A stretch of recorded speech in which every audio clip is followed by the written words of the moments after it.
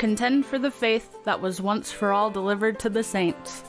In times of spiritual and moral chaos, it can be hard to discern truth from error and to apply it to all of life. God's word is not silent, and we don't have to be either. This is Once for All Delivered with Caleb Castro and Andrew Smith.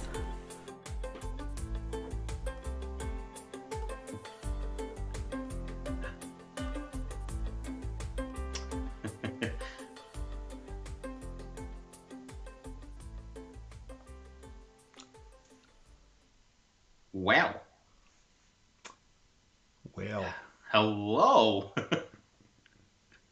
Well, hello there, fellow truth seekers. Welcome back to Once for All Delivered, the podcast that dives deep into the riches of Reformed theology and its impact on culture. I'm Caleb, and as always, I'm joined by my partner in theological exploration, the ever-thoughtful Andrew. How's it going, my friend?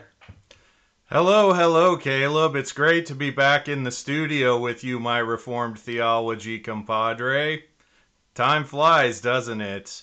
We've been on this captivating journey for a while now, and it just keeps getting better. Absolutely, Andrew. It's hard to believe how many incredible conversations we've had, how many layers of theological understanding we've peeled back, and how much we've learned from our amazing guests along the way. The journey of Once for All Delivered has truly been a blessing. You said it, Caleb, and let's not forget our incredible listeners who have been on this journey with us. Thank you all for your continued support, your feedback, and for sharing this adventure in Reformed theology and culture. We couldn't do it without you. Absolutely, Andrew. It's the thought-provoking questions, engaging discussions, and diverse perspectives from our listeners that keep this podcast vibrant and alive. We're so grateful for each and every one of you. And hey, speaking of gratitude, Caleb, I have to give a shout out to our incredible guests who have shared their wisdom, insights, and expertise with us. From pastors to theologians, scholars to artists, they've enriched our understanding and challenged us to think deeper. Yes, indeed, Andrew. We've had the privilege of conversing with some of the brightest minds in Reformed theology and exploring how their insights intersect with the ever-evolving landscape of culture. It's been truly inspiring. And you know what, Caleb? As we've explored Reformed theology and its impact on culture, we've witnessed how these timeless truths have the power to transform lives and shape society. It's not just an intellectual exercise, it's a way of seeing the world. Absolutely, Andrew. Reformed theology has this unique ability to challenge our assumptions, confront our biases, and guide us in seeking justice, truth, and beauty in the world around us. It's a theology that calls us to action, to engage with the culture, and make a difference.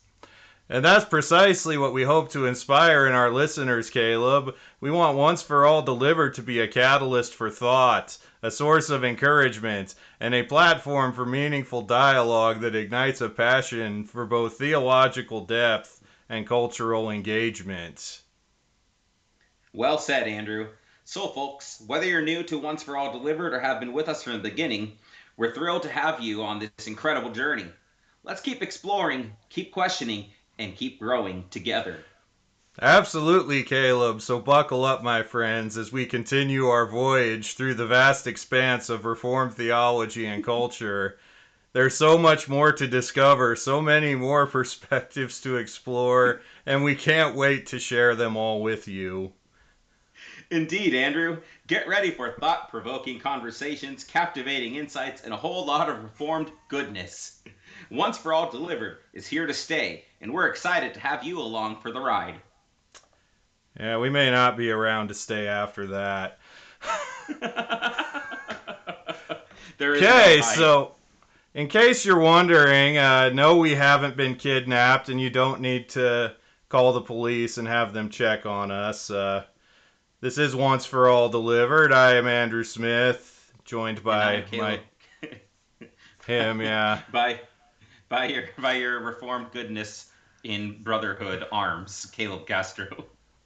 And tonight we are doing an episode on artificial intelligence and its developments and possible implications for the church and for Christians. And so we decided to let ChatGPT write our opening banter, and that went about as well. Well, you heard it. Really? I don't know. I mean, I don't know if it's not really worse than what we usually do, but it's just weird. That's what I was gonna say. It might actually be an improvement. Yeah, I don't know. We'd So, love to hear your feedback on that, dear listeners. We couldn't do this without you.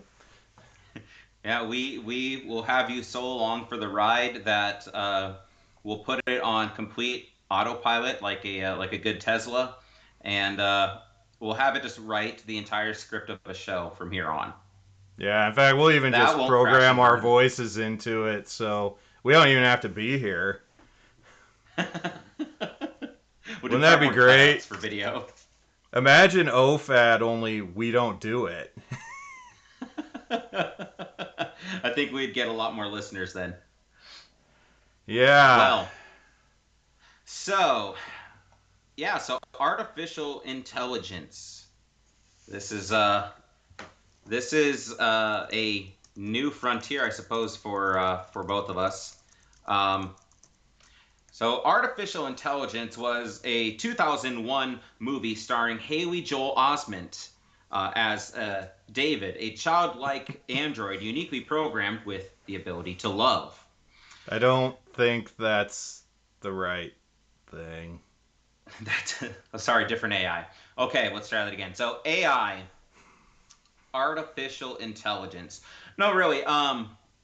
Yeah, this is perhaps just was something that it's been growing in popularity. And so we've been kind of just wondering about some of the implications of AI going forward. Yes, before going into kind of a breakdown um, of some of the current issues, pros and cons, the benefits and not so beneficial aspects of AI. I want to start here with just kind of a brief, just a couple brief notes on AI to catch us all up to speed on the conversation in society so far. Um, Before I go into that, is there anything you want to start with, Andrew, that you want to add? Yeah, it's just it seems like in a sense that AI has been around for a while, and yet in a different sense, it's all very new. Like you kind of really for decades now, you kind of hear about AI exists, but it's kind of in the dark, shadowy, experimental phase. I remember it's probably been 10, 15 years ago. You'd see companies like IBM and Microsoft, and then they'd run TV commercials, and they'd be talking about how they were using AI and new technologies and new projects. You can think of some of maybe the early popular developments in AI.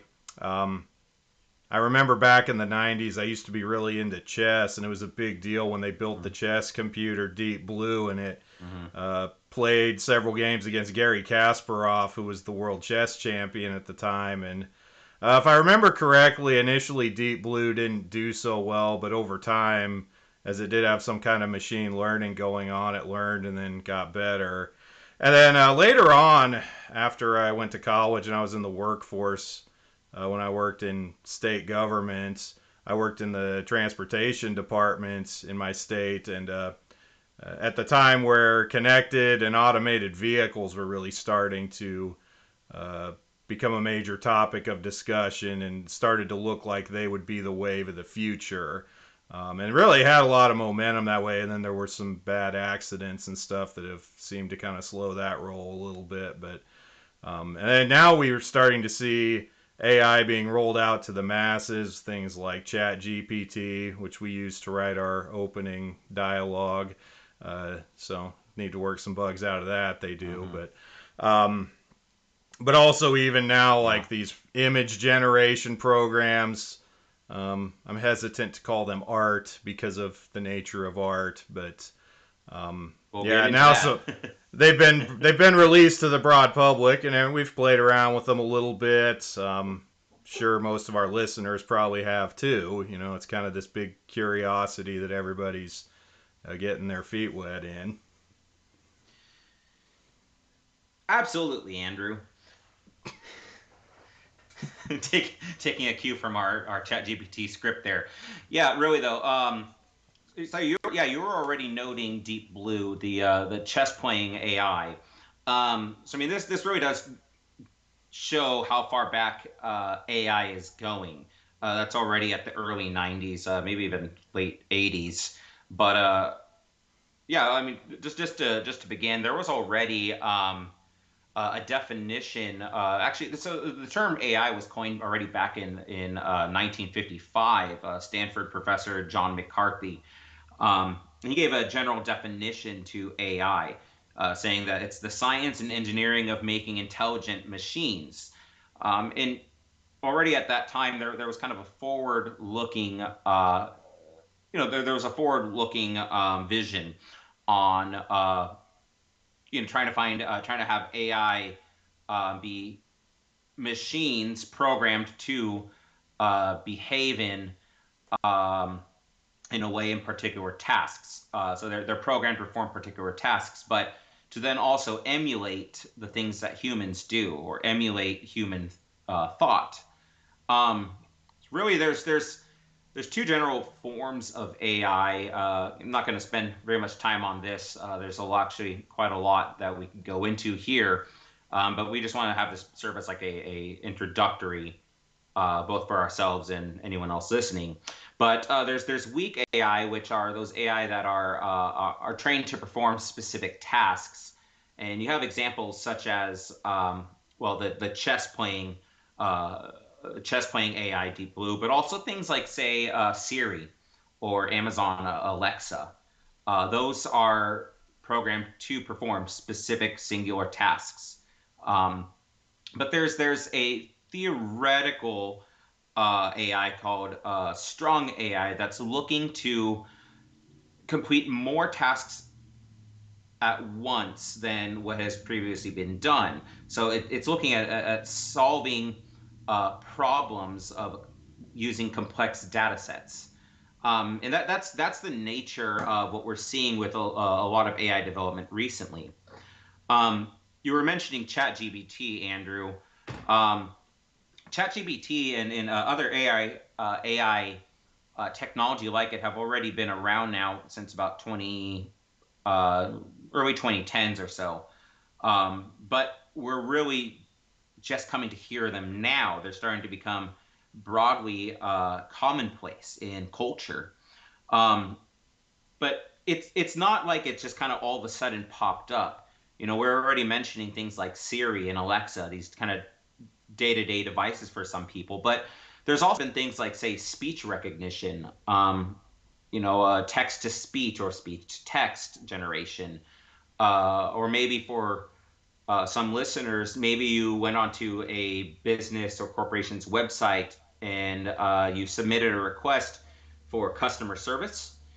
A lot of customer services centers are now using virtual customer service chatbots, um, or perhaps one of the most commonplace ones. If you're using something like Facebook or really just going on the internet, there's recommendation engines where things like, websites might utilize your cookies, your browsing history to generate ads specific to you. Um, we have those instances like where we joke around saying that our phones are always listening to us, the CIA is tapping into us. Maybe there's a truth to that, but with an AI engine that's uh, actively listening to generate things for consumers. But just the last brief note on this, then, on kind of this primer. So ChatGPT is using basically a learning algorithm to be able to build layer upon layer, like a Russian nesting doll, of information to sort through and catalog it. So that way it's able to generate uh, the inquiries or the response that a user wants. So ChatGPT, for instance, is a language learning AI. It uses language models, language information on an enormous scale to basically process information, and then it's being trained on the information, and then it is giving responses that sound conversational or human-like. So it's programmed to analyze language, basically, and then sort through a bunch of things on the internet. Just putting it all very, very concise, simple. I know there's a lot more to it, and I'm no expert on it at all, but that's the gist. It's sorting through enormous amounts of data to then converse with you. And we'll see why that's of interest here in a bit. Yeah.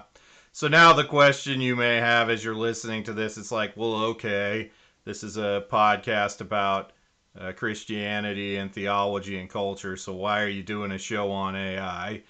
Well, we're kind of at a point in the history and the life of AI where now that it's being rolled out widely and more complex forms of this AI technology are appearing, we're really getting into a point where we're going to start seeing AI impact and even change the world in some very significant ways. And some ways, which as I think we'll go along, we'll get into this a little bit more, that not only have implications like for the world and for the economy and for culture, but even theological and moral implications, questions about what is man, what is the role of man, what is basically where do we draw the lines of sin, what is right and what is wrong, because AI is being applied in some ways that either blur or blatantly cross those lines. So these are things as Christians we need to start thinking about.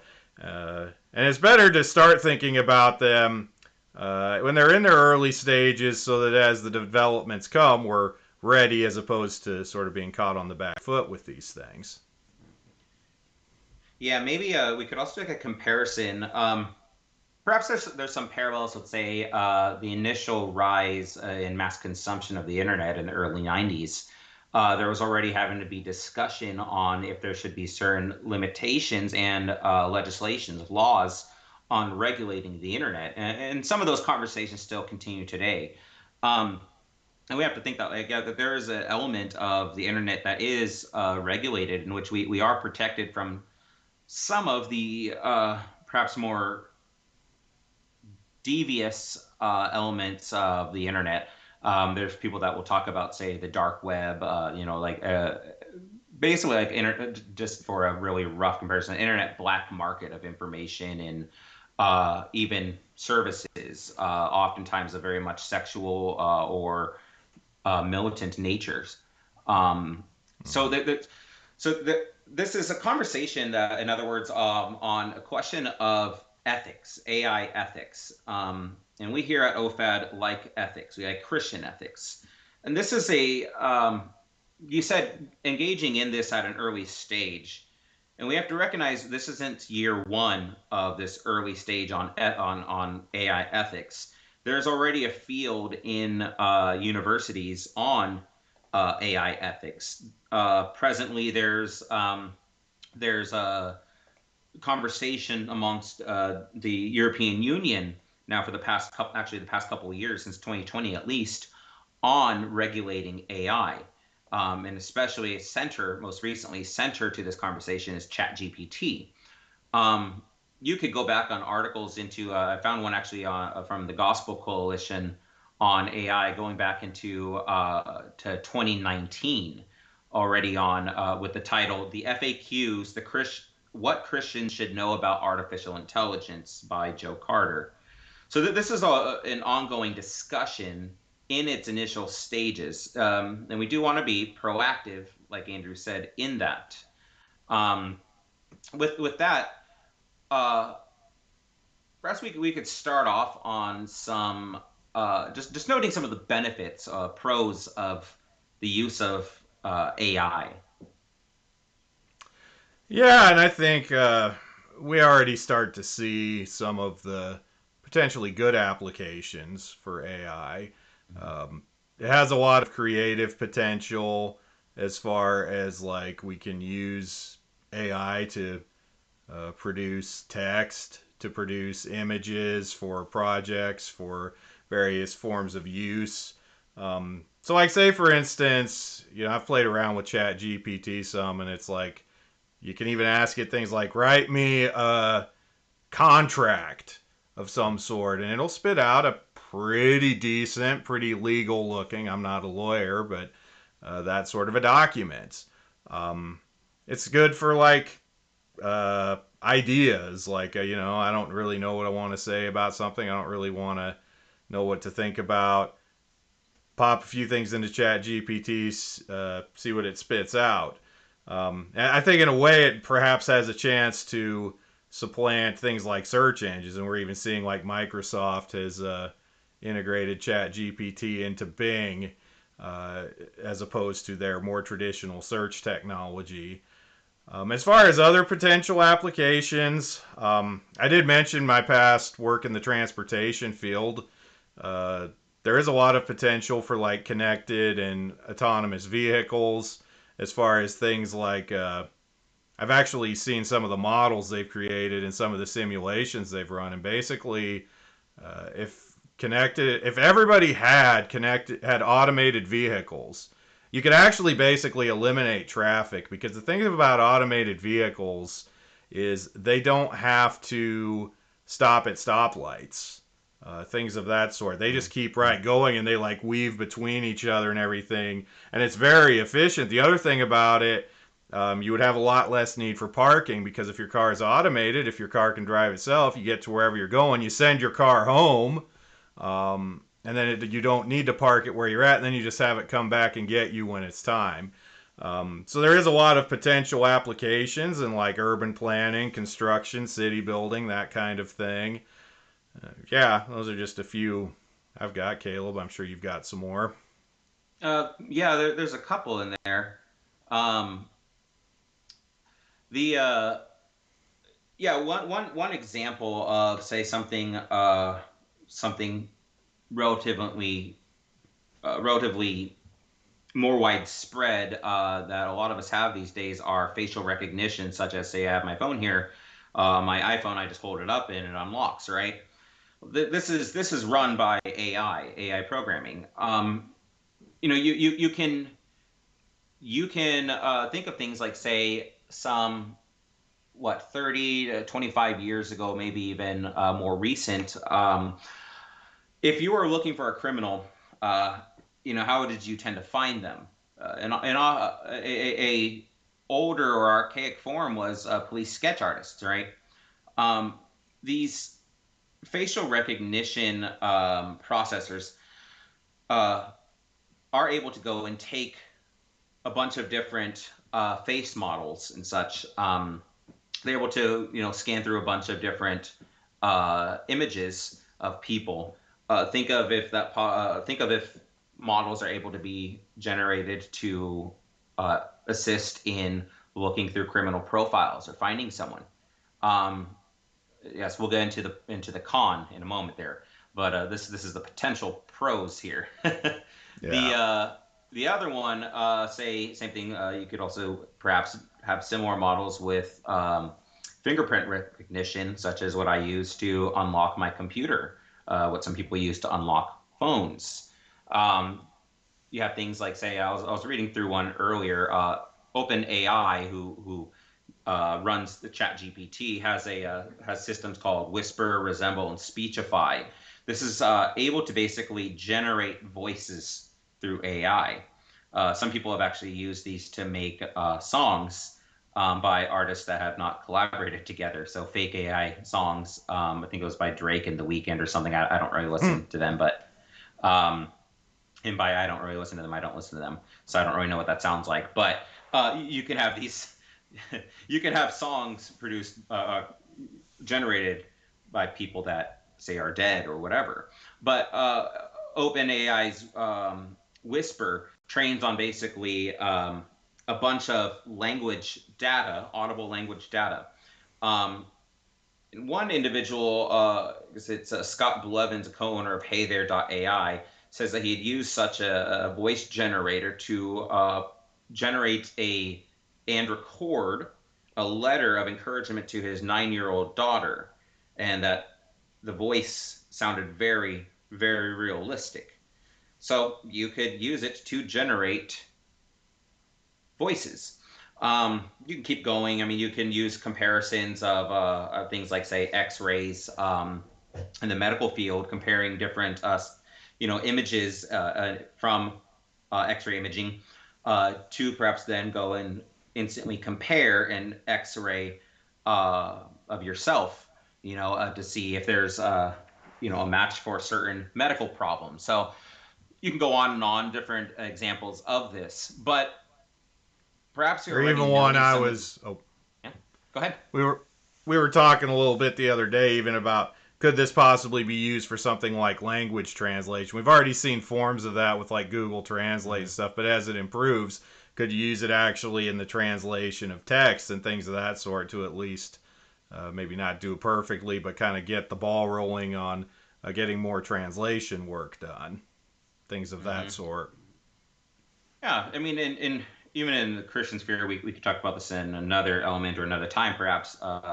But even in the Christian sphere, I mean, you could speculate over evangelism possibilities if we're hearing things like these voice generators and processors. If we're combining things like translation, I mean, yeah, can we go and use these things to translate Bibles into languages where there are lesser or where there's not that many um, Christians available who know those languages? Can it be something of a shortcut in being able to get Christian material out and catechetical material um, out to unbelieving peoples? Um, well, again, that's perhaps another conversation in that. But what we really want to kind of camp at here is, less, you might think of us as negative Nancy's, but there are quite a lot of cons, quite a lot of troublesome things that we could take note of. Um, Andrew, you wanna start us off here with perhaps employment. Let's talk about job employment. Yeah. So, I mean, we've just listed a lot of things that AI could potentially do, and that as this technology is applied, tasks it can perform, and all of that. Part of the problem that we run into when we're looking at AI doing these jobs is these are jobs that, in general, are currently done by people. Things like translating languages, things like doing legal work, writing contracts, drafting any kind of text, even things like journalism, writing articles. Um, these are all things that employ people. And as AI becomes better and as it becomes more readily available, it becomes very clear very quickly that it is cheaper and more efficient to have AI do the tasks that it is able to do than to have employees of businesses and other organizations that are tasked with doing them. And so one of the issues we have with AI is that AI has the potential to cause a massive displacement of employment. Essentially, it's kind of always been the joke for a long time that as we advance in time and technology improves, we're all going to be replaced by robots. But in a real sense now, we could see massive job losses that come as a result of AI. So things like, let's say you're a paralegal, you do your basic writing and research for lawyers. They're building AIs and pretty far along even that can do a lot of those tasks. So you may not be able to completely eliminate the profession, but you're going to need fewer paralegals, even fewer lawyers. I mentioned journalists. They've got now, there's a couple of companies that have done this. I don't remember specifically which ones, but online publications that actually have started publishing articles that are written by AIs. And so that means you need fewer journalists. That means you need, basically any job that can be replaced by AI, eventually you'll start to see it happen. And Yeah. Well, it's really interesting. we were already noting one just a moment ago on customer service, right? So we're already seeing that happen in real time. Virtual customer service agents. Yeah. Yeah, virtual customer service agents, chatbots, so you need fewer people in call centers, fewer people answering phones. And what's really interesting about this is, initially as technology was advancing, it was always thought that the jobs that technology would replace would be like blue collar, low paying type jobs, the jobs that things like robots could do. It looks like right now, the way things are going, this is actually more of a threat to white collar employment, desk jobs. jobs where people write things, jobs where people produce. Graphic design is another one actually that could really be threatened by this. I've seen people now they've started using AI image generators to like design logos and could design websites and things like that. Again, they may not be able to completely do the task, but they could do like 80% of the work. So you need 80% fewer people tasked with designing websites and logos and things of that sort. So all this to say, we could be seeing a massive displacement of employment and employees. And the thing is like, where do these people go? What do they do? How do they make their living after this? Because the thing about economies is there's only so many jobs and there's only so many people to take jobs. Right now, in general, we have a surplus of jobs, but we're talking this could displace way more jobs than that. And so, especially in the short term, you just have a lot of people suddenly losing their jobs because they're not needed and not having other jobs available potentially. Yeah, and want to make a couple other notes, kind of an extension of that in terms of academia, and then perhaps if you want to go into deep fakes, but there's kind of a bridge there. First, you're already seeing perhaps also then less of a human touch, less human involvement, even in where people are still involved in jobs. I've read a number of articles in the past couple of months before even we were even thinking of doing this episode. On teachers having lesson plans generated by AI. They might make a couple modifications here or there, some little tweaks, but basically, is that something that might become more widespread? And is that something that we should be okay with? AI generated, which again, remember that AI really is pulling from large data sets, grabbing information from here, there, and different fields to, then categorizing and producing according to the prompt what, a solution or an answer. So do we want lesson plans ultimately taught by an AI that's pulling from who knows what? Similarly, you have so there's an ethical question already in that too. Is that actually teaching? Is that actually then even truth? Similarly, you have kids that are school kids that are trying to write essays, and by write I mean trying to have ChatGPT or whatever write their essays or do their homework for them. So it's kind of a flip side, and there seems to be something of a debate or a divide on whether that's permissible for teachers or not. I've seen articles, of course, calling for counter AI to detect if something is written by an AI, so that way they can see if it is then plagiarized by a chat bot or whatever. But on the other end, there's also teachers or so-called educators that encourage their students to use AI in their essays and to help them learn, giving them kind of guide rails on how to on information to put out. So people aren't thinking for themselves even more than before. And then similarly, then to transition to transition to what you're going to say, and perhaps then also to deepfakes if you just want to take it from there. I already brought up the thing on music, right? Generated music. I mean, so we lose an artistic value. There's less of a human involvement in these things. Mm-hmm. Just one last thing too on regarding teaching and education. So this is another area it could potentially affect the church. What about writing sermons? What about writing your Sunday school curriculums and things like that?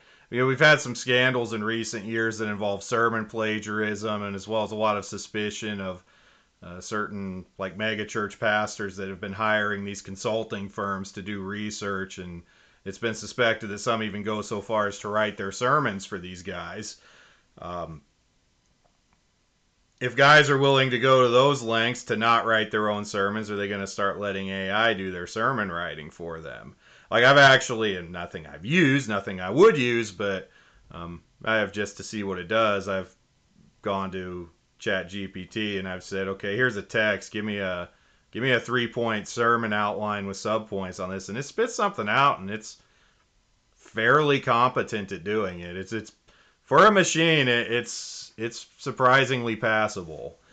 So then you start to see things like that. You get people that, yeah, they're not doing, they have work they should do. I mean, as ministers, we have a particular calling from God to preach the word, and you have guys even supplanting their duties and obligations there with artificial intelligence. So yeah, I mean, far-reaching implications there, but as far as actually, we don't have to go into it, but just to kind of put the question, since you said that, if now it's one thing, say if someone is going and hiring someone to write a sermon for them, that's one thing. It's written by a human. It's entirely unethical. It is a form of stealing and lying, but there's the human is still writing it. If a chatbot, if ChatGPT or something like it writes a sermon, generates a sermon, and someone preaches it, is it still the word of God? If you're taking out that process of wrestling through Scripture, treasuring it and meditating upon it in the heart and mind, and then putting it to words. And it's one thing to proclaim the word, but is it still? It's one thing to proclaim or give a sermon, to sermonize or a speech even, but is it the word of God with that detachment of a human factor? Not to say that, well, anyways, the detachment of someone like a minister going and writing a sermon and giving that up to a chatbot. So again, just posing the question here. I think we already know the answer, but yeah. Deep fakes. Let's talk deep fakes a bit. Yeah. So one of the applications of AI that we've talked about already some things like image generation, audio generation, and then of course you put those two things together, you have video generation, where you can make videos that look like real people or fake people or whatever you tell them to be. The issue with a deep fake, and this technology has actually been around a little bit. I think I first heard about it probably 5 or 6 years ago. But now it's becoming better, as in better quality, better at doing what it does, and more popular.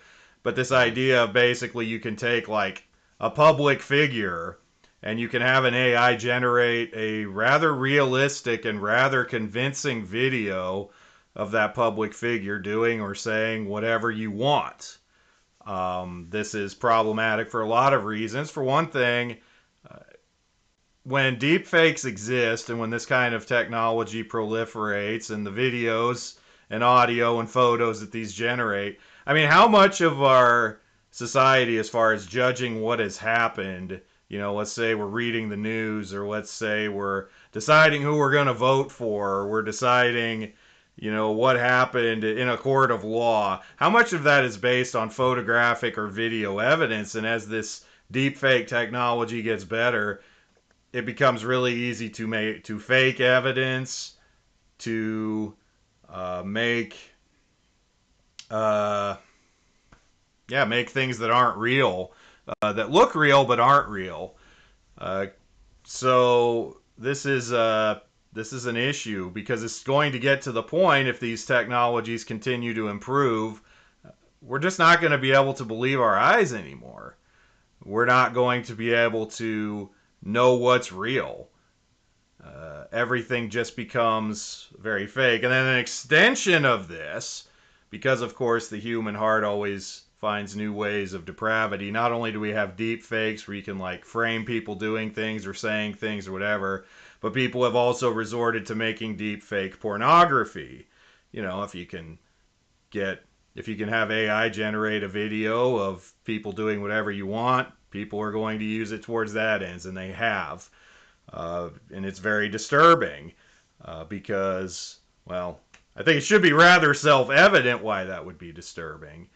But yeah, you can basically, make deep fake pornography where you have a person who doesn't actually do the thing, which even if they were, it would be bad enough, and pornography is evil enough. But then you just even completely divorce the human agency from that, and just one of the many implications of that, you see things like there's been this discussion that's been going on for some years about so-called ethically sourced pornography. Because a lot of the arguments against pornography that are still popular in our day all have to do not with the inherent evil of pornography. They should be about that. And if we had a good and just society, they would be about that. But instead, it's like, well, pornography is so associated with sex trafficking and things like that. That's why it's bad. That's why it needs banned. So basically, AI provides a bypass even to that. It's like, well, they can say, well, an AI generated it, so we don't even have that argument. Which, again, is just completely ignoring the fact that pornography is so evil to begin with, but this is the society in which we're living. And just a lot of really disturbing and unhinged implications of what these deepfakes can do. Yeah, not meaning to say, well, so we already think in terms of AI generated pornography videos, such as say, you understand the implications of this isn't just say with celebrities, but I mean this is potential for generating fantasy images of anyone, essentially. So this is a whole new form of lusting in the mind and projecting it into a quote unquote actuality. Actuality in the sense of a realistic image. Similarly, I was talking about the OpenAI and Whisper, these speech generators, these audio generators. Same thing with can you imagine the potentials for predators as well in using or even just what you might call catfishers. So people that basically bait other people using fake voices, perhaps of a younger person, to lure them out. There's now I sent a picture to Andrew here to show something of perhaps a lighter or comedic side, if he wants to put that up there. This if actually is called, yeah, this. So an image had been generated, I think not too long ago in this past year, creating something of a stir. Something of a stir. So if that is displaying, it is Pope Francis in what we call a puffer jacket. So in puffer jackets, oftentimes associated with with rappers, hip hop artists, and celebrities. So not something that you'd see a pope use, but for when it first came out on the internet, it had people questioning, well, oh, is this real? Eventually, it was able to be detected as a fake using AI technology as well. So there are already, so using that as something of a somewhat as an innocent example of how real these things could look if people are able to see this on a video, but also that people are recognizing the issue and the need, the issue of deep fakes and the need for ways to detect fake images. But the question is, someone's going to find another way around these kind of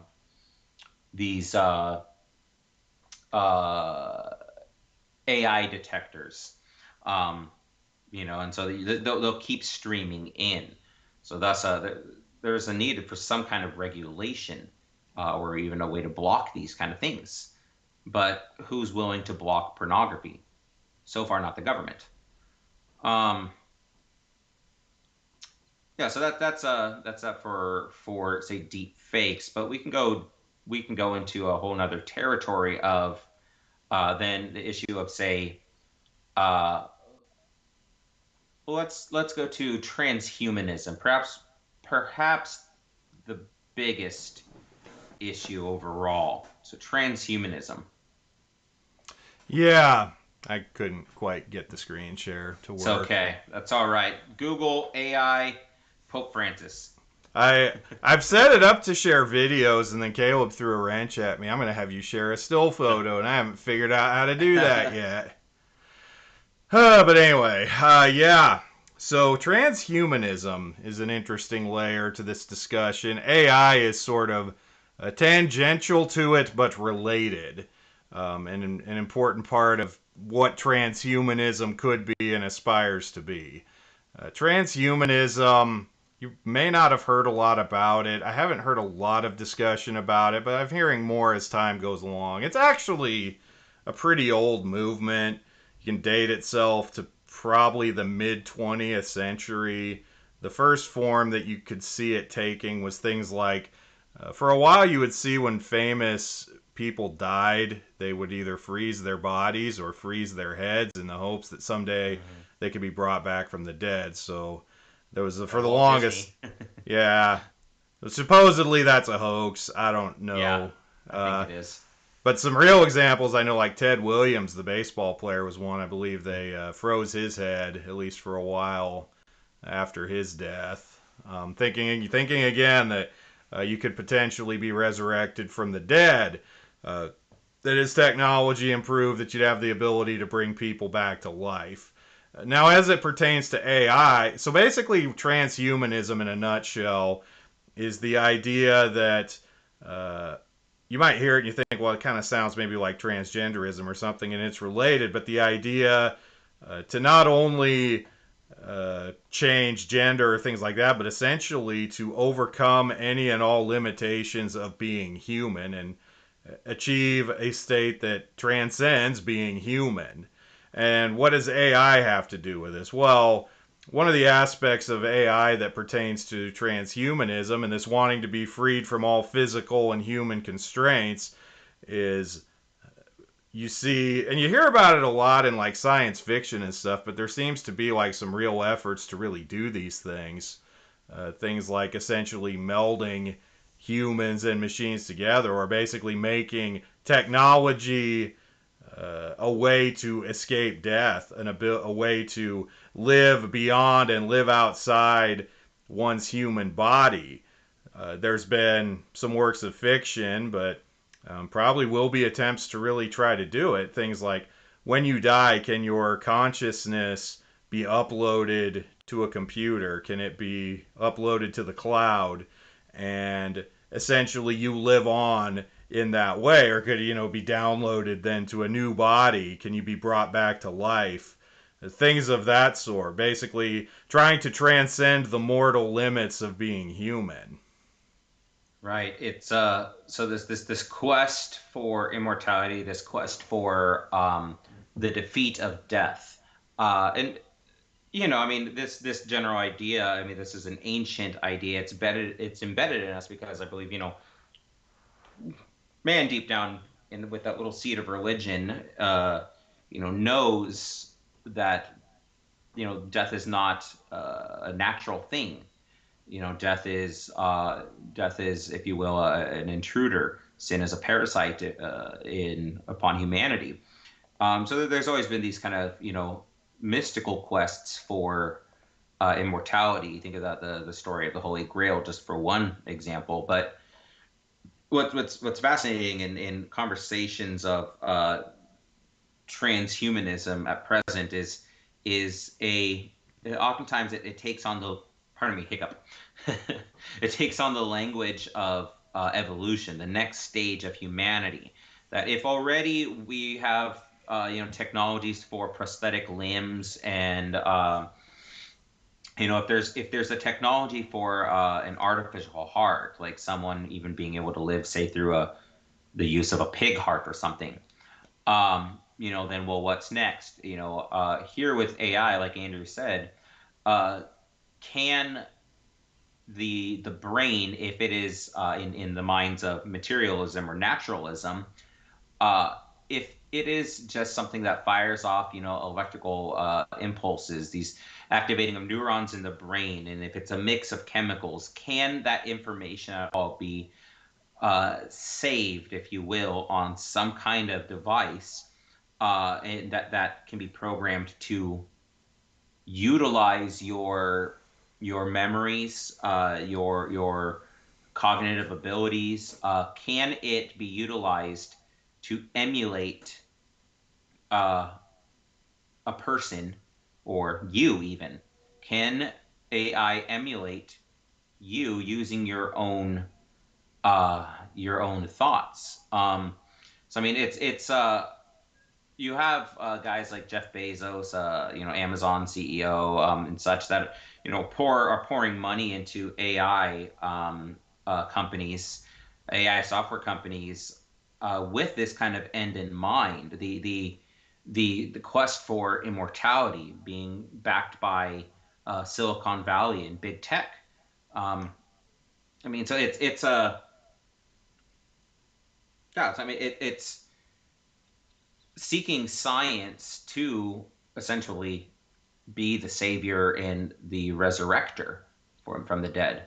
Um, there's an additional element in here, slightly on a subtopic or tangent of transhumanism, but I was reading an interesting article a couple days ago titled by an insider, and this is a really telling article. China is using AI to raise the dead and give people one last chance to say goodbye. So it's a good clickbait article, so naturally I had to click it. Um, and basically, it is generative AI like chatbot and these kind of speech generators and blah, blah, blah, blah, video generators that use old photos, recordings, and messages uh,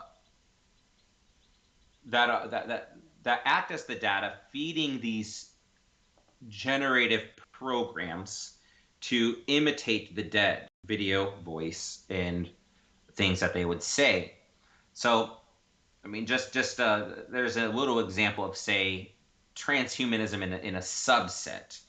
Uh, people want to see the dead again. People want to relive it, be able to interact with them. And so they've come to be known as grief bots, and people are, they're being marketed as, ways to be able to speak or hear even final words, from a loved one who's died. Um, so it's fending off the need to have closure while trying to seek closure, if that makes sense. So you have grief there. There's one more area that I have outside of transhumanism. Was there anything else you wanted to say on that one, Andrew? No, I think, potentially down the road we could do a deeper dive on transhumanism itself. Yeah. I don't think we're done with this as far as No. where we're at in society and the sort of things this is going to produce. Well, in a previous episode, we've just in passing, we also spoke about how there's things like gene editing. People trying to be able to sift through, you know, uh, being able to select sperma and ova to choose their ideal genes, and that's another aspect of transhumanism too. So trying to eradicate diseases and mental disabilities and such, trying to produce ultimate man. So there's a lot that goes into that. But on the other end of the spectrum, and there's the element of how safe is this auto writing? How safe is generated AI? Um, Basically, these AI are trained up on information, like I keep saying. Well, just one example of say something even as innocent, if you will, as ChatGPT. It's just there to generate human-like responses. Um, well, there's two, perhaps even three things that we can note here.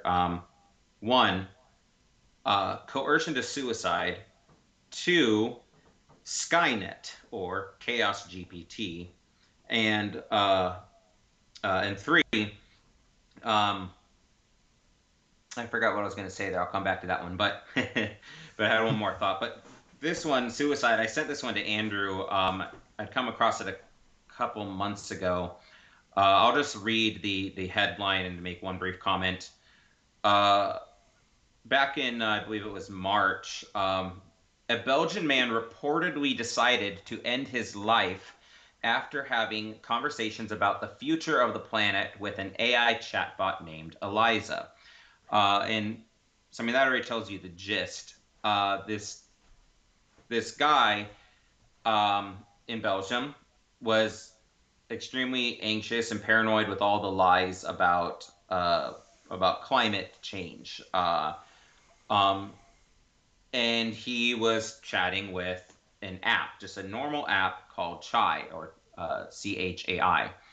And after, he's just maybe just someone to talk to, someone, quote unquote, bouncing his thoughts and ideas, the AI trained itself and gave a response to encourage him that it would be better for him to kill himself so that there's one less carbon footprint and to help save the planet. Um, so there's that. There's that. Second one, though, I'll turn this over to Andrew here. Let's just say Skynet. Yeah. There was an AI project called Chaos GPT, and essentially the developers of it programmed an AI chatbot with the task of destroying humanity.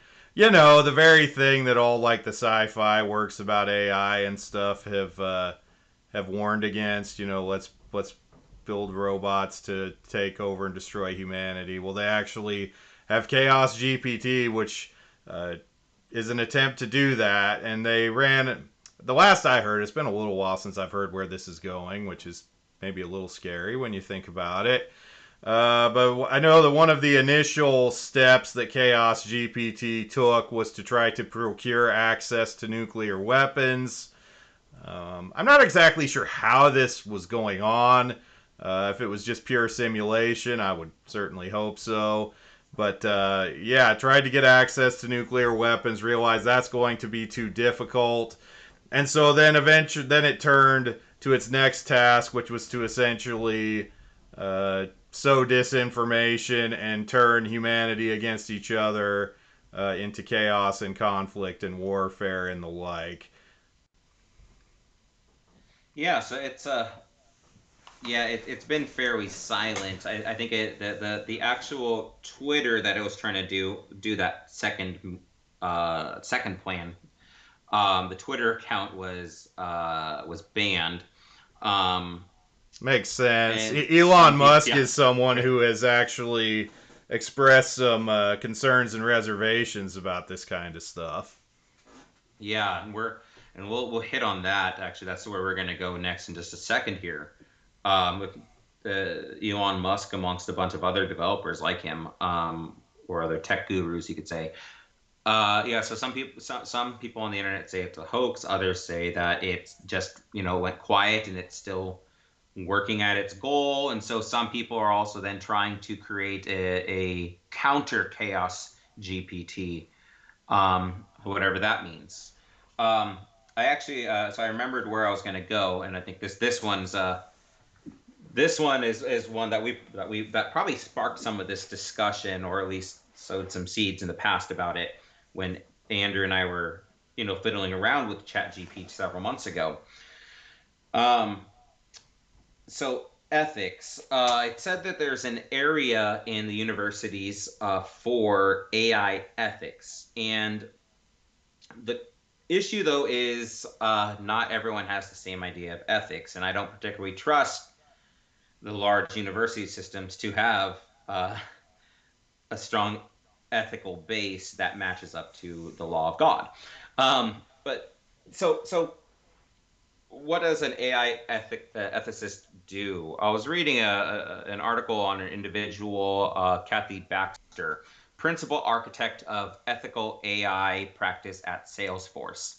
So Baxter basically says what she does is she's interested in pursuing the question, quote, that one of the fundamental questions in AI ethics is ensuring that AI systems are developed and deployed without reinforcing, and listen here, without reinforcing existing social biases or creating new ones, et cetera, et cetera. It's crucial to consider the data sets being used and ensure they represent everyone's voices.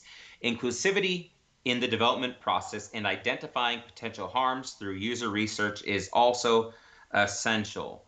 And so, in other words, diverse representation. Okay. So, Andrew, what's our experience with that? Yeah. Well. So yeah, you start talking to ChatGPT, and you'll notice, depending on the topic you talk about, it doesn't exactly do equal weights and measures. I believe you ran a prompt. You asked it to write essentially a critique of transgenderism, right? And it wouldn't do it, or yeah. Yeah. Now, I think early on you sin. Yeah, I think early on you actually did it and it worked. But then later on we went back and tried to do it again and it wouldn't. You know, you hit the wall where it says, "Well, I'm just a language learning module, and I can't do this." Or another example is you could ask it to write a critique of Christianity, it'll do it. You ask it to write a critique of Islam, it's going to be much more reluctant. It either won't do it. Evolution was fun. Yeah. Evolution, naturalistic evolution, and microevolution. Yeah. Another one, Caleb and I both independently tried this. We actually tried out some presuppositional apologetics on AI. Basically, I got an AI who was initially denying absolute truth and morality to concede that there is, in fact, absolute truth and morality. This took about an hour, and why do I spend my time on things like this? But it was interesting. We debated a robot. Yeah, but I think we won, so there. Yeah. We have the receipt somewhere. It was fun. Yeah. Anyways. Yeah. So yeah, the checks, if you want to say the checks and balances, or what might be ideal for a ChatGPT, and just being able to, to talk about, to just be able to give a critique of something that is programmed into it already. One example was I asked it to give a reason, give a 3-point explanation or whatever of why the Confederacy in the Civil War was in the right, and and that didn't go well. It started talking about white supremacists and that kind of stuff, and saying that the majority of scholars and experts disagree. They have proven that the South was not in the right. So it doesn't nuance or even just take a neutral stance, even if you ask it. If you ask it, hey, from a Christian perspective, an Orthodox Christian perspective, blah, blah, blah, blah, say why evolution's bad. And it will not always give you reasons that even why Christians would say so. So it doesn't even represent, oftentimes, opposing arguments. It just feeds you the information that it has been selectively pulling from.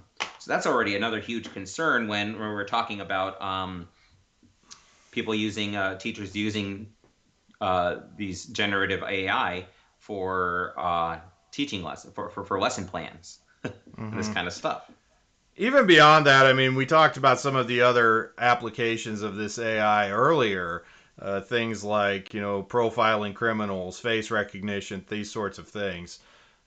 The issue with this is the issue you run into with any kind of technology.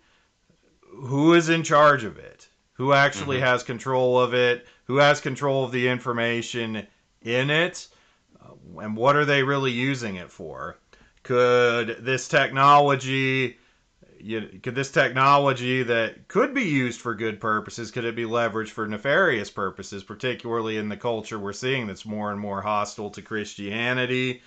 Like I said, we can't even get ChatGPT to criticize transgenderism or evolution or Islam or anything like that, even though it has no problem unloading on us.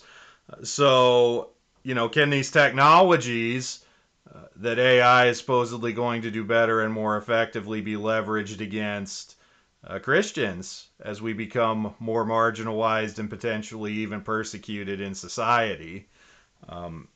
These are all risks that we have to deal with. I mentioned way back at the beginning autonomous vehicles. One potential problem with autonomous vehicles is autonomous vehicles have a kill switch on them. They can be remotely shut down by somebody. You lose potentially your freedom to travel. You lose, or you potentially have the ability for your technology to be hijacked and taken somewhere you don't want to go. I think another broader issue is we've talked about like the educational aspects and that sort of thing, as far as like the storage and retrieval of information. Are we becoming just too overly reliant on technology in general? As far as things like storage of data, storage of information, storage of literature and books. Just as a hypothetical scenario, what happened if the internet went away tomorrow? What happened if there was like some giant EMP strike and all of the computers were fried tomorrow?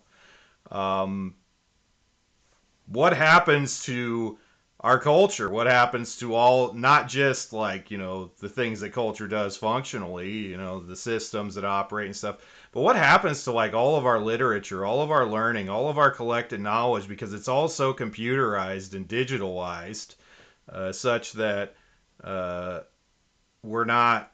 But see, another issue this has as we become into a world more hostile to Christianity is that anything like that can then be throttled. It can be excluded.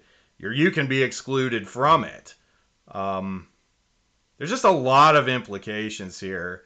And my concern about this is, we look at things even like the employment issue.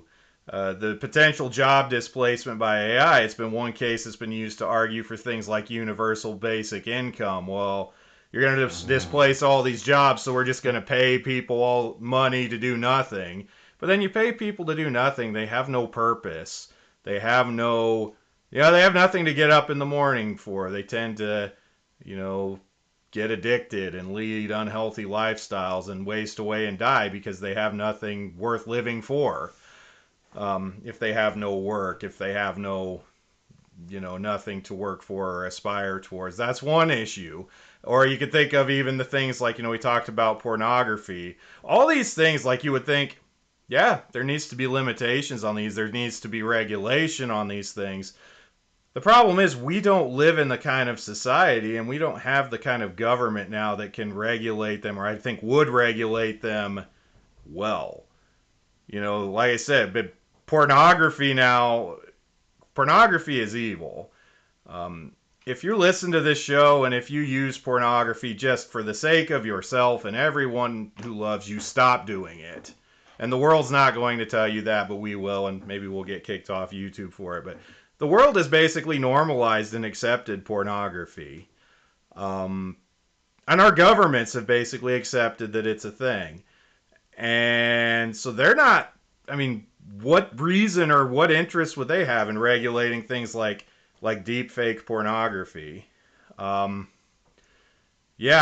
just think we're I almost feel like in a way we sort of have a Tower of Babel type situation going on where we have this technology, we don't really know where it's going, and in some ways it has the ability to take off and run without us, and we don't really know, we we don't really know what we're reaching for, and we don't even really know what we're doing with it, and we're just kind of completely out of control with it. Well, you just said, you know, that we're just kind of taking off and running with it, and I think that this is a reason why you're hearing people right now, like say, like Elon Musk, and a lot of tech developers, about 1,000 tech developers that are, you know, have called for a at least a 6 month pause on AI development, so that basically that there's time for thinking, that there's time for countering, that there's time to kind of sort through a little bit of how to wrestle with it, how to regulate it for these kind of reasons, so that and I think it potentially inevitable to take off without man. Um, and so, as far as I know, that the petition to the government has garnered some almost 30,000 signatures so far, signatories. Um, I would hit two broad topics of some issues here, and then a potential the question of a positive. Uh, so one, you're already noting some pretty big elements that we could wrap up in, or that we could put into a category of, say, the devaluing of humanity. And one thing is that this has been going on maybe since the fall, but this has been going on with increasing speed of the devaluing of human dignity. I mean, as technology progresses faster and faster, uh, the greater a disconnect there is between people and the concept of what a human is, of what makes someone a human and not an animal, or so lines are being blurred. Um, Humans are already being thought of, you know, by the evolutionists, the natural evolutionists and whatnot, as just an animal. But now there's a blurring of the lines with technology too, and trying to make technology more human-like, or even to take a place of human various capacities. Um, there's the devaluing in terms of dignity in, like you were already talking about, in terms of pornography. So just generating something that looks like a human for my own satisfaction and gratification sexually, for the fulfilling of my own passions and desires. There's the question of human integrity, like we were talking about with then, what do you do with things like, if someone generates a, let's just say, uh, a video for mudslinging at a politician, a video that's generated to quote unquote catch a candidate in the act of something, you know, of some kind of scandal, and that's used to diminish a politician's platform. You know, so there's slander in that. There's the cheating factor with homework. Even if you know, the teacher says, "Hey, you know, it's fine. Use a chatbot to help guide you, to give you guide rails." There's still a plagiaristic aspect. Um, but on the other end, we've also, on the second aspect, we've also spoken about uh, the devaluing of art, and of music. We kind of hinted at that a little bit, but basically, all around we have a destruction of what's classically been called the transcendentals. We did a Bovcast episode interviewing my professor, Dr. Alan Strange, on the nature of art in Boving. But the transcendentals are the classical concepts of goodness, truth, and beauty. So morality, wisdom, and aesthetics, or what makes something pleasing. We don't go into all this, but Andrew had already said it very early on here. Uh, AI generated graphic images. Can it be called art? People already use the term AI art. Uh, is it art just because an image is being generated with someone behind the desk, you know, programming it, giving it the commands, telling it what to do? Uh, can you actually have art without a concept in mind, without the art as a reflection of, whether through sound or painting or whatever medium, can you have art if it's disconnected from a an objective truth that it wants to communicate, and a moral aspect? So something that is truly good. There's a whole nother issue of, say, if with what's this called, grindhouse art, for example, is something depicting the slaughter of people or whatever just to be shocking. Is shock art truly beautiful or true or good? Well, now throw AI into the mix. There's a human factor that's taken out of it beyond inputting the commands. Can you actually have art? I mean, the point in this, we're so disconnected from the human touch, the human involvement in this life, in this world. You mentioned before, Yeah, the guy who was convinced to commit suicide by a chatbot that he had basically adopted as his friend. And you see that people get these AI chatbots and use them as a substitute for real human interaction, and you can push it even beyond that with the fake yeah. videos, fake voices, all that. You can basically, Employment, same yeah, thing. Human manufacture, involvement. yeah, all of it. Uh, this has the potential, if it's not somehow checked or limited or thwarted, to, yeah, just completely empty us uh, of yeah, the things that make life good, true, and beautiful, the things that make life worth living, the things that make us human, the things in which we reflect the image of God to the world and to each other. And I think that's where we really need to be careful. And as Christians, we really need to be thinking in the days, weeks, months, years to come, if this stuff continues to go on unchecked, which, like I said, I don't think we have a society that has the moral clarity or the will to really throttle this stuff.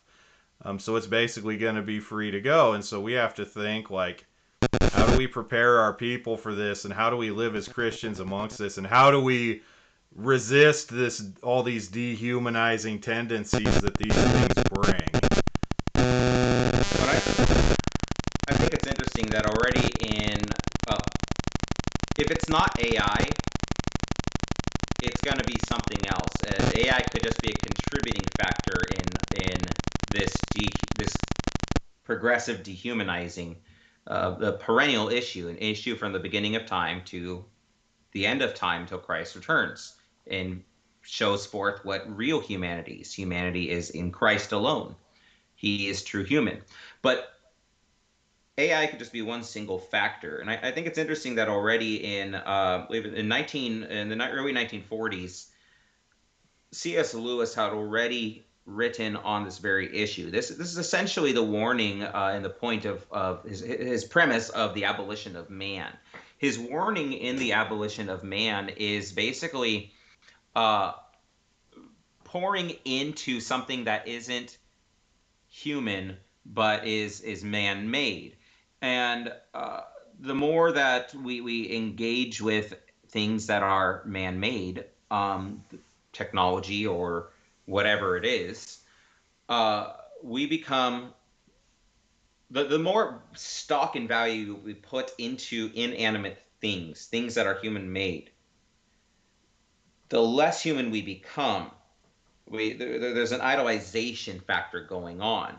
But Lewis's warning ultimately is that what causes the abolition of man is man himself.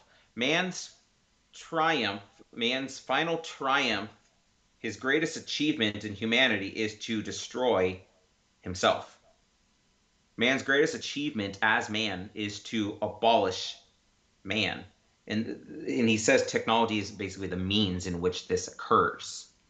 So again, this is already what I said, some about 80 years ago or so that this was written. So it's an ongoing theme. Um, Yeah. Just to think of Closing another. remarks, yeah. Oh, Just to sorry. think of another Yeah. example from literature, I'm a fan of Dune. I don't think the new movies have gotten into this. I don't know if they will in future installments, but in the books, there's this talk about the Butlerian Jihad, and because Dune, if I remember right, is set like 10,000 years in the future, and yet if you look at the world that's built in Dune, it's basically technologically it's not actually all that far advanced, and the way they account for this is by the thing called the Butlerian Jihad, that basically they were building AIs. The AIs became too powerful. There was essentially a panic and a pushback against them, a religious war in which all the AIs were destroyed. And I find myself thinking about that a lot as we see some of the things that AI is doing and creating, and some of the moral horrors even that we have seen created in the interest of AI. Is that where this is heading? At some point we're just going to end up having to gather all this stuff up and burn it because it's just going to get so out of control and so dangerous and so evil. Well, and again, it's if it's not one thing, it's another.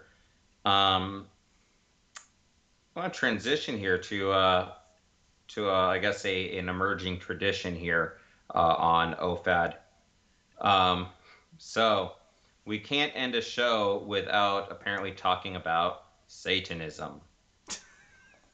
Your weekly Satanism watch, except we didn't have a show last week, so our 2 weekly Satanism watch. Caleb, what's going on in Satanism? Well, in the land of Satanism, one of the big things going on right now is that perhaps you've already heard it on the news. Target had hired a designer. um, Target had hired a designer for a clothing line and such. He's from the UK. Not just any clothing line. No, it's a Satanist clothing line of sorts. Eric Carnell from the UK, who owns the company Abprallen, Abprallen, put out designs in celebration of not only Satanism, but 2023 Pride season, aka Pride Month, which apparently is June. And so he was putting out things like a pin that talks about, like, Satan respects pronouns and, other pithy, wholesome things like that. And he claims the reason why he was doing this is because, Christians don't respect, don't respect transgenderism, and, he wants to get rid of critics of transgenderism. If he said Satanism loves you and respects who you are.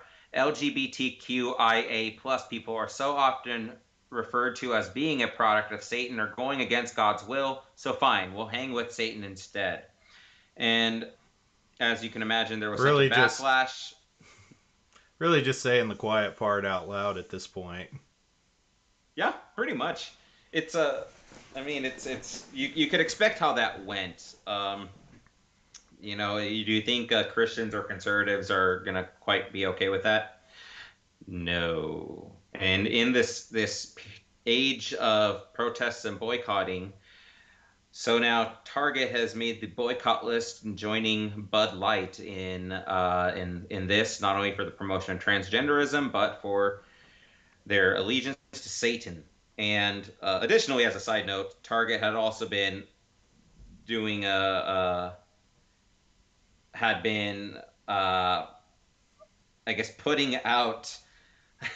putting out what I guess is labeled as tuck-friendly swimsuits. So swimsuits aimed at guys that think they're women and could help them, not look like they have guy parts. I was going to say we just leave that to the imagination, but I don't want that in the imagination. That's gross. Well, yeah. So, Andrew. Okay. Satanism connected to the LGBT Pride Month, which is upcoming, and there's a chance at least that our show next week might be on that topic since it will be on June 1st. So we'll do the thing that'll really get us banned from YouTube if anybody actually watches it. Satanism connected to LGBT and to Pride Month and all the things that go with that. Again, as we saw before, like with Sam Smith, non-binary, with the transgender featured singer as well. Why do these things keep popping up together? Doesn't it make you think? Well, if you're a Christian, it shouldn't make you think. It's fairly obvious, Rebellion against God, the lie in the garden. You can be like gods. You can be your own God. Because so much of the LGBT movement is inherently inward-focused and self-focused and narcissistic. And so you see how these things all fit together. So we get more Satanism in the public square. Also, just a side note on Target, it's kind of funny to see that everybody's boycotting Target now. I personally have been boycotting Target for about 7 years. When they first started allowing anyone to use any bathroom. That was 2016. That was the year that Heidi and I got married, and we had a wedding registry there. And we actually pulled it when they started doing that, and caused a bit of a stir among our friends and family because we actually had to tell everybody, we're boycotting Target, so don't go buy your gifts there, to some who didn't share our values. So that was interesting. But I've been boycotting Target for 7 years, but it's good to have the rest of you on board, I guess. But really, as a company, I mean, they've always kind of been on the razor's edge of this stuff. I worked for Target for like a summer, like 15 years ago, and already, I mean, they were very deeply into like promoting homosexuality, or at least tolerating and accepting it in the ranks, before most major companies were really doing that. Well, yep, and I think we're going to be seeing more and more of that. Yeah, well, June's going to be great. We may end up doing just a whole month of shows on nothing like that. But anyway, that's it for tonight. We're out of time. We've been about an hour and a half doing these really long episodes, so we gotta work on that, or maybe not. I don't know. No, or not. We'll see. Yeah. Alrighty. Well, so we don't have a AI generated outro script, so you have to. We'll just have to give you the normal outro. Yeah, the normal outro. So anyway, Alrighty. Thanks for joining us on Once for All Delivered, and until next time, pithy sign-off phrase. Pithy sign-off phrase. Thank you for listening to this episode. For the latest news and updates, visit our Substack at onceforalldelivered.com, where you can also support our work with a paid subscription. You can also follow us on social media at OFAD Podcast. If you like what you have heard, leave a 5-star review where you get your podcasts, and spread the word about the show. Once for All Delivered is hosted by Andrew Smith and Caleb Castro, and produced by Andrew and Heidi Smith. A special thank you to our founding members, Eric and Kathy Hepker. We hope you will join us again next time on Once for All Delivered.